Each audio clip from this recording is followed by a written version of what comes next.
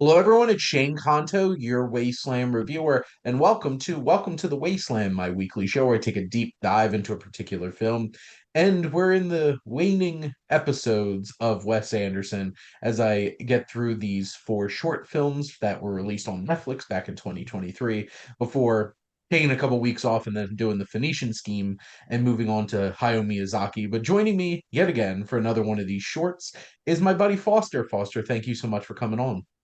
Thank you so much for having me. Foster is a contributor to SiftPop, a podcaster himself, and one of the two fearless leaders of the Best Ever Challenge at SiftPop. So That's right. there you go. And he will not deny that title. Um, so there you go. But we're going to be diving into the Rat Catcher for this episode. But before we get into that, we have three segments. We have coming attractions for May 9th. Yep, it's May already. I'm just moving along here in 2025. Then we'll talk about the Rat Catcher and then have some recommendations for you, which some of them might get us a little emotional. I can at least speak for myself, but we'll get there. Mhm. But let's start with coming attractions. This is an interesting weekend because we had Sinners come out that's been doing fantastic at the box office, and then a new Marvel film. And then this feels like one of those weekends where it's just like, well, let's randomly throw a whole bunch of wide releases all at once and see what sticks. And that is The Clown in the Cornfield. We have Fight or Flight. We have Juliet and Romeo and Shadow Force, which I'll be interested to see if any of those make any substantial amount of money. My guess is probably on The Clown in the Cornfield because people love horror movies and we love titles that are very self-explanatory. Um, what's this about? Obviously, a killer clown in a cornfield. But Foster and I are both very excited for one of the limited releases, which technically I think is wide release on the 23rd. But we're going to talk about it now, and that is Friendship. And Foster, why do you feel like male friendship should not exist, like this movie says in its tagline? Oh man, that's definitely what I'm excited about with this movie is the commentary on male friendship. No, this movie just looks like kind of insane. The trailer, the way I can't even describe. I just rewatched the trailer before coming on here just to make sure this was the one I wanted to talk about. And one of the comments described it perfectly, which is the trailer reads like one of those edited trailers from like 10 years ago of like a comedy that's re-edited to look like a horror movie, just like with scary music behind it and everything. And that's exactly the vibe of the trailer. Yeah, it's Tim Robinson, Paul Rudd. The sense of humor in this trailer is just so perfect for me. So I think the moment that gets me every time is when he's in that group of men all synchronizing with their singing, and Just he's just like, singing. Yes, yeah, exactly. and then it's like it turns in this like more polished version of the song, but then the comment that pops up, "This is the my worst nightmare," something like that's one of the comments that pops up as a quote, and you're like, "What?" And it gets Yeah. wild. Just Tim Robinson watching memes nonstop from his show, and I've watched that so many times. And I think the two moments in the trailer, like when his wife's like, "Oh, honey, I told our new neighbor that you'd come over." Like, you don't know my schedule. And just like, you sit there every night. Just like that's my wife and I, except flipped Yeah. because I'm the wife in that situation. It's just like, you don't know my schedule. I'm like, yeah, I do. You know every night you're here. And then at the very end of the trailer, it's like, I heard there's a new Marvel out and it's supposed to be wild. Yeah. And I just think it's hilarious that this is coming out a week after Thunderbolts. Mhm. But this just looks insane as the trailer keeps going on and getting crazier. I have no idea what this movie's really gonna be about. But all I know is it's madness and it's Tim Robinson, and I can't wait for it. So there you go. I almost could have seen this a couple weeks ago because I got invited to a press screening at Philly Film Society Springfest, except it was a 5 p.m. showing and I had to work until 4:30, and there was no way in hell I was getting to Philly from Lawrenceville in 30 minutes. That is when portals. Portals are what we should be working on, not AI, none of this stuff. We should be working on portals so that we could get to wherever we need to go, like that. But that's my 2 cents. Been holding And on I to hope, that one for a while. yeah. Uh, can you imagine being able to just plop to wherever you want to go see a movie in New York or LA in like Be a nice. snap? It would be nice. Foster knows what I'm talking about. But that that's our coming attraction, which is friendship. And also public service announcement here. We do approve of male friendships here at Welcome to the Wasteland on the Wasteland Reviewer YouTube channel. But this does look like a fun film. Hey Foster, we have a male friendship. Come on. I didn't Unless I mean to don't shake know my head. something, Foster. I don't know. We'll Hop talk some about that portal after. to make a quick We'll getaway. talk about that later after we stop recording. But let's get into our film, which is The Rat Catcher. In an English village, a reporter and a mechanic listen to a rat catcher explain his clever plan to outwit his prey. This dude's totally not a rat himself, but let's get to that. Mm, Very limited backstory to this. This is a Roald Dahl adaptation written by Wes Anderson. Like the rest of these shorts, it's just Wes Anderson. He didn't really have any collaborators writing these. And it is part of a 4 film set that was supposed to be an anthology film, but Netflix shenanigans and Oscars and that kind of such. And this premiered at the 80th Venice International Film Festival and was released in 2023. But Foster, what are your general thoughts on the Ratcatcher? I really love it. I love all of these Mhm. shorts, but Yeah. this one's maybe the most fun one because it's just Ray Fiennes acting like a rat for 17 minutes and he's so good. And it's like so genre heavy too because it is like the closest thing Wes Anderson's ever done to a horror movie. So that's really Mm. cool to see. Um, yeah, I love this one. It's such an eerie film, and I think the first thing we should definitely focus on is Ray Fiennes. So let's break down let's break down this character real quick. So one, you have like this whole like hand and brown like hunting outfit, really on point, looks like a guy who's going to be hunting people, nothing out of the ordinary. And then you look at his hands, Hmm. and he has like clawed nails, and you're just like, well, maybe he just doesn't file his nails down. That can't be that weird. And then you look at his face. He has this like long hair in the back that's receding, and he has creepy rat looking teeth. His eyes are like an uncomfortable color, and you're just like, is this guy a rat catcher or is he a rat? And like it's so interesting because like he comes up on Richard Iodade and Rupert Friend, and it's just like you both should be extremely suspicious of this man because this man looks terrifying. Let alone what winds up happening throughout the Hmm. film. But I just think the makeup and everything is so pitch perfect for this. If you were going to tell me we're going to make somebody look vaguely like a rat without making them look exactly like a rat, this is how you do it.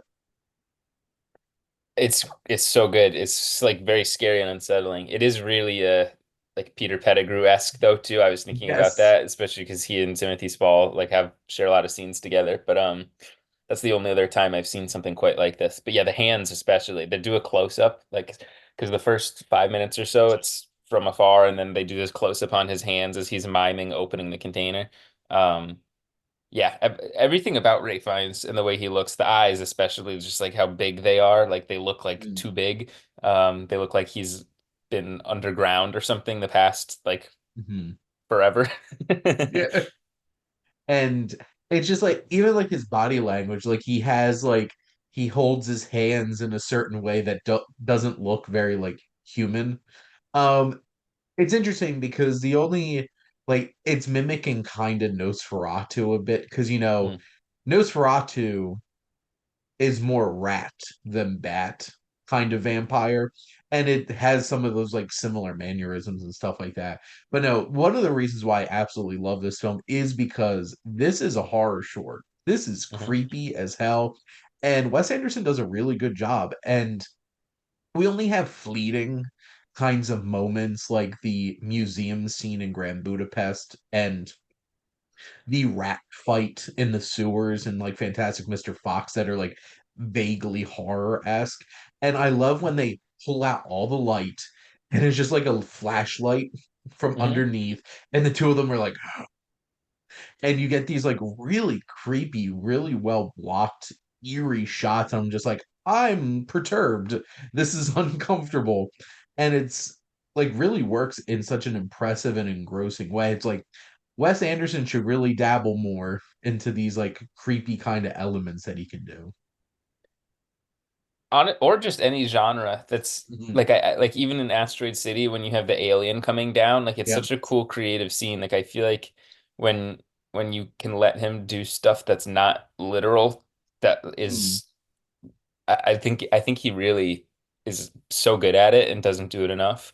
I mean, he doesn't need to let me tell him what to do. His movies are excellent, all of them. But Yeah. yeah, I don't know. This, I mean, the plot of this is you could describe it in like a sentence, so there's not like too much else to say necessarily about that. But I do think just going to the ending then, because the premise of the short is he's trying to catch these rats. He lays down these oats, and then on the fourth day, he lays down these poison oats. But then the rats didn't actually eat the poison oats because they were eating something else. And then we like hover on this, what do you call that kind of thing? That straw setup, that little Mm. hut. And the final shot of the short is just zooming in on that, and I think the implication is that there's like a dead body or something decomposing in there because you see all these missing person posters right Mm. behind Richard Ayoade every time he's talking. Yep. Um, so I don't know, a fun little twist within this seemingly innocuous short. Well, and that's the thing too, because like three of these shorts are only 17 minutes, and you get to just play around with like obviously Wes Anderson's playing around with this increasing tension. The directing is really great. The tone really fits what they're going for, and being able to like have like a little bit of punch at the end. Mhm. Something like that is fun when you are dealing with a more short form kind of, like, you don't need like a big tying all the themes together kind of thing in a story like this. You just need to have something memorable and impactful and eerie, and that's exactly what this does. And this is outside, I guess, between like the three other smaller shorts, this is definitely my favorite. And I just, it's the genre work, it's the eeriness that Ray Fiennes' performance is so creepy, so creepy. Because it's so interesting too, because mostly he's just been Roald Dahl for the most part in these shorts. And just seeing him do this completely different character that, like, from the second you see him, you're just like, there's something not right with this. Yeah. And, you know, his two co-stars do a great job of like playing off of that well, because you need some good straight men to play off of like the weird of it. But no, it definitely has that like eerie kind of like little punctuation at the end that really fits the film. Yeah. I was imagining being Richard Ayoade or Rupert Friend, like just acting across Ray Fiennes. I don't think I'd be able to contain myself because I just would think it's so cool what he's doing in this because he really is. Uh, I mean, he is a chameleon. I mean, nowadays you don't necessarily think of that because he's done a few things like Conclave or The Menu where he looks very much like himself and he's doing like a British actor thing in some of his more high profile recent stuff. But this is the Ray Fiennes that I really love. Like this or like when he's in Red Dragon or Voldemort or Mm. in Bruges, like when he gets to like play a real character and like ham it up, it's so fun because he's so good at it. And it's like yeah, he's like this posh British actor, but he just wants to like play dress up and do his little creepy rat face, you know? Like it's so good. And this is exactly why he should have won an Oscar for Grand Budapest Hotel. But whatevs, I agree. you know, it was so damn good in that the Academy didn't want to admit it. It's like, darn you. But no, Mhm. I love watching him in Wes Anderson things, because like he just, you can tell he gets to have fun in this space, and everybody gets to have fun in this space.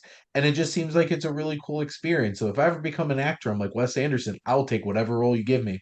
I'll Mhm. come hang out with you and all your friends. But Foster, do you have any other thoughts on the Rat Catcher? I don't think so. I think that's it. Oh no, no, Well, wait. One more thought. One more thought actually. I love the stop motion, the rat when it does the yes. stop motion thing. That's really cool. That's my last thought. They definitely have some really awesome stop motion throughout these shorts, but cute little rat, much cuter than the Rat Man. But all just the effects of this are fantastic. I also one other side thing with me, a couple of like shots that I really liked, especially like the circular, like framed out them looking in Hmm. to those shots and stuff like that really work as well. But let's give the audience some recommendations to leave with along with the Rat Catcher. But Foster, what would you like to recommend to everybody? I just rewatched for the first time in about 10 years Hugo, the Martin Scorsese movie. So when I was younger, I read the book, The Invention of Hugo Cabret, and I really, really loved it because it's 90% pictures. I don't know if you've ever seen the book or read it. It's on my list to get because I really want to get it. It's Because they so cool. classify it as a graphic novel, which is Uh, interesting.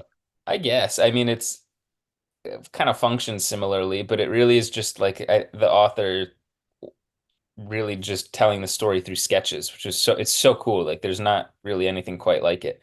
Um, and it was also fun because I remember when I was younger, it was a huge book. So like it makes it look like you're reading this like 600-page book, and like no one else needs to know that it's 90% illustrations, but it looks impressive. Uh, and then I remember being really excited that they were making a movie about it. I saw it in the theaters. I bought it. I watched it a bunch of times. Like I really, really loved it when I was younger, and then I just haven't watched it in about 10 years. And then I bought the Arrow Video 4K like a year ago, and so it's been Nice. sitting here on my shelf, and um I still hadn't rewatched it. And the other day I had some free time at the end of my day, and I was like, I'm just gonna watch this movie because I saw it on the shelf and it was calling my name.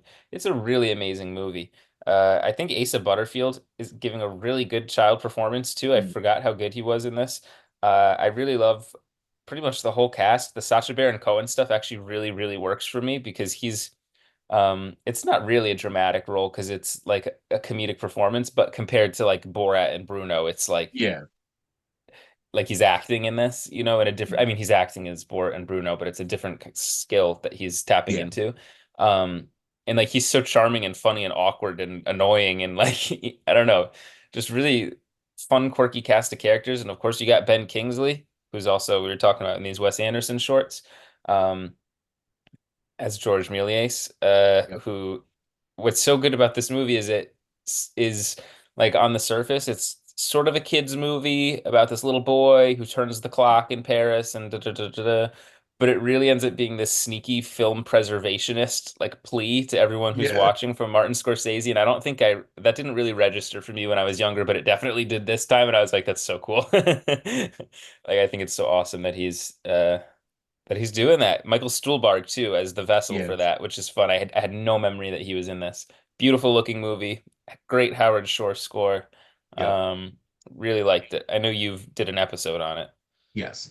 I remember when this came out in theaters because I was in college and some of my friends were in a children in the media honors class and they took a trip to go see Hugo.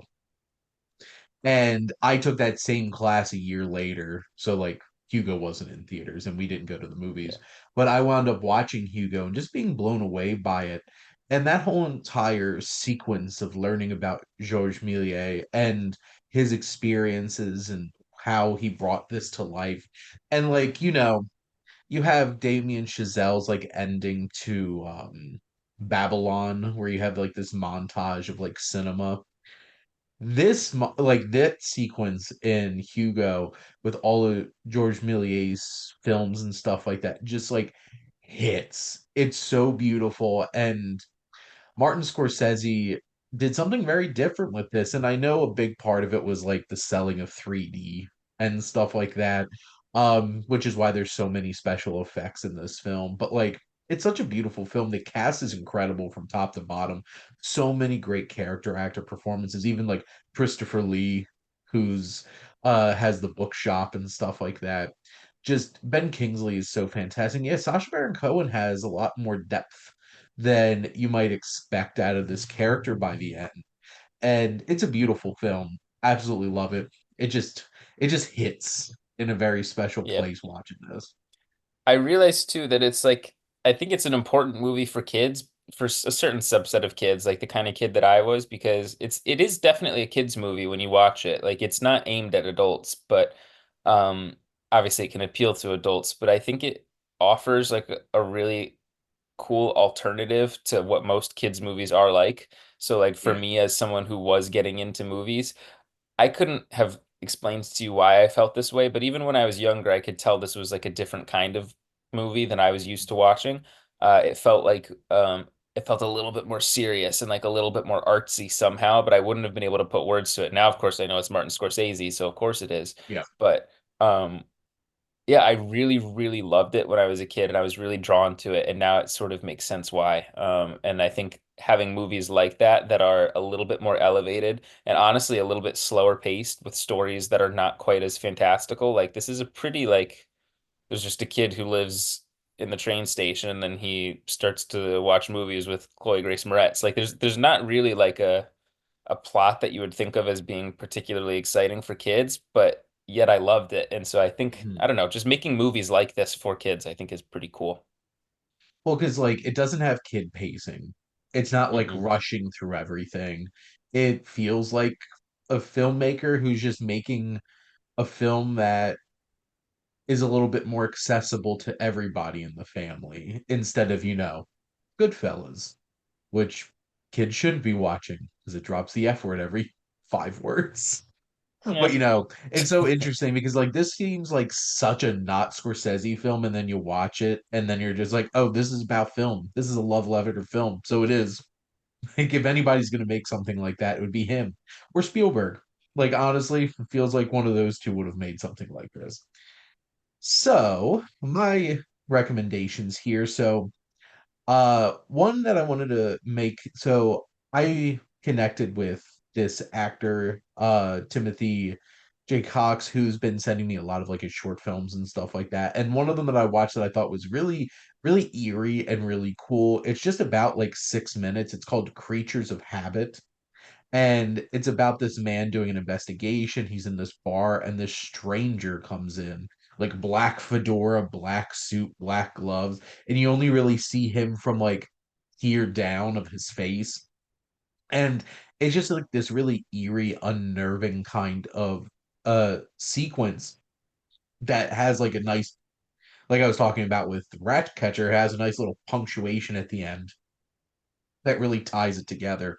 So I know it's making like festivals, but saw it on YouTube. It's a really interesting little short.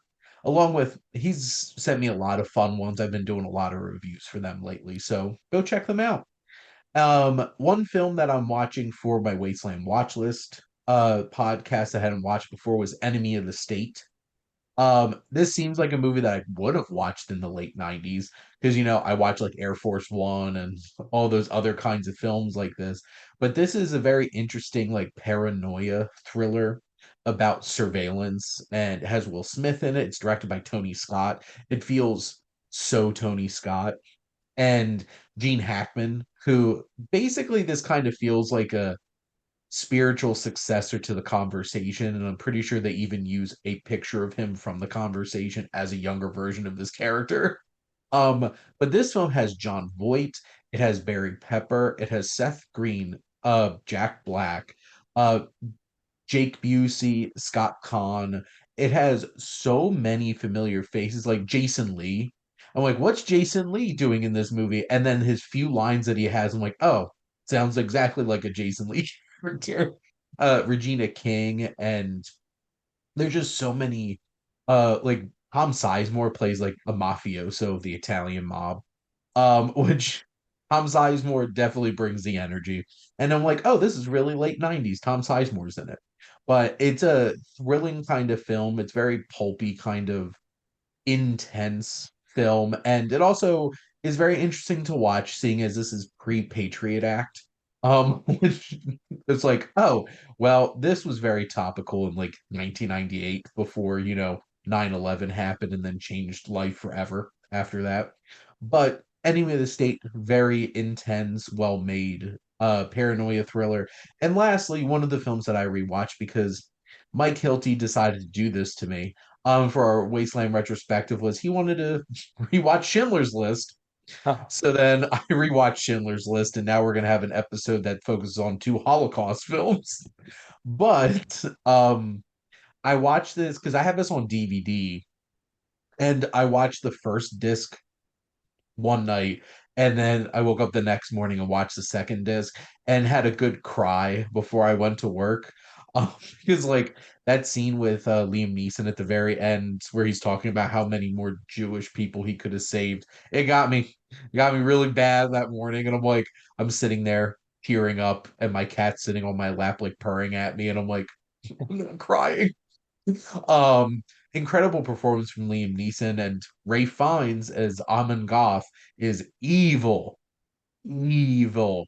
You think Voldemort's evil, and then you watch Schindler's List. Ben Kingsley also amazing in this film. There's like this is an impeccably directed film, incredible cinematography. That John Williams score is just like that'll make you cry Hmm. just listening to how beautiful some of that music is. There's a reason this is like the Holocaust film and why like they showed this at least in New Jersey. I don't know about other states, but we were required to watch this senior year of high school when we learned world history. And yep, had to watch this in a classroom full of other seniors because like this is over a 3 hour movie, so they blocked off a whole entire afternoon of school for us to all watch this. So not a film that I want to keep coming back to, but for some reason I keep coming back to because obviously I did my Spielberg series and then Mike decided to pull this out on me. I'm like, I'm not bitter, Mike. It's a beautiful film, but it's not a kind of film that you want to rewatch again and again because Hmm. it is messed up because it's about one of the most horrible things to ever happen in humanity that humanity did to humanity. So if you haven't seen Schindler's List, you probably should, because if we don't remember history, stuff like this keeps happening again and again. But, another little public service announcement here. So, to wrap up our show, then, two public service announcements. Male friendship is good, and, mass genocide is bad. So, there you go. Heard it here So, first. heard it here first. But, Foster, thank you so much for coming on and talking movies with me. Thanks for bringing me on and giving me these two PSAs. There you go. Foster needed them in his life at that very moment. He did I not did. realize it. There you go. And thank all of you out there for always tuning in and supporting your Wasteland reviewer.